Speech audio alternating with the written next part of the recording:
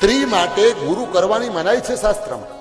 આપણા ધર્મશાસ્ત્રોમાં સ્ત્રીઓને, જે પરિણીત સ્ત્રીઓ માતાઓ બહેનો છે, એમનો કોઈ ગુરુ હોય જ ન શકે. તમને કોઈ કદાચ સાચી વાત કહેતું હોય કે નહીં, પણ શાસ્ત્ર એમ કહે છે સ્ત્રીનો ગુરુ કોણ? તમને જેને મંગલસૂત્ર પહેરાવ્યું ને એ જ તમારી કંઠી.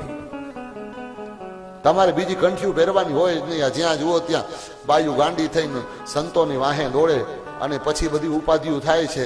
એ તમારો ધણી છે, ની તમારો ગુરુ છે. એ મંત્ર આપે જપવાનો, બીજા મંત્રો હોય જ નહીં.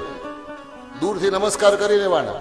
આ પછી જે સમાજમાં બધું આ સમાચારો આવે ને, આપણે સાંભળીને પછી સંતોની ઉપર વાતો કરીએ કે આમ કર્યું ને તેમ કર્યું. ગુનો સંતોનો છે જ નહીં.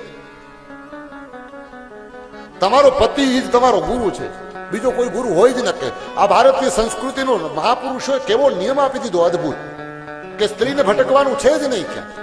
સ્ત્રીને કાંઈ ધર્મ કર્મ કાંઈ કરે કે ન કરે, પૂજા પાઠ કરે કે ન કરે, નાય કે ન નાય, દીવો કરે કે ન કરે, બેનની ચિંતા કરવાની જરૂર નથી. કારણ કે એનો ધણી જે ધર્મ કર્મ કરશે એ કદાચ ₹1,00,000 દાનમાં આપશે તો ₹50,000 તમારા ખાતામાં જમા થઈ ગયા. એ 5 માળા ફેરવશે તો 2.5 માળા તમારા ખાતામાં જમા થઈ ગઈ. એ ભગવાનના 10 નામ લેશે તો તમારા ખાતામાં 5 નામ જમા થઈ ગયા. મહાદેવના મંદિરે લોટો ચડાવશે ને તો અડધો લોટો તમારા ખાતામાં. તમારે બેનો ઉપાધિ કરવાની જરૂર જ નથી. એની સેવા કરો બસ ખાલી.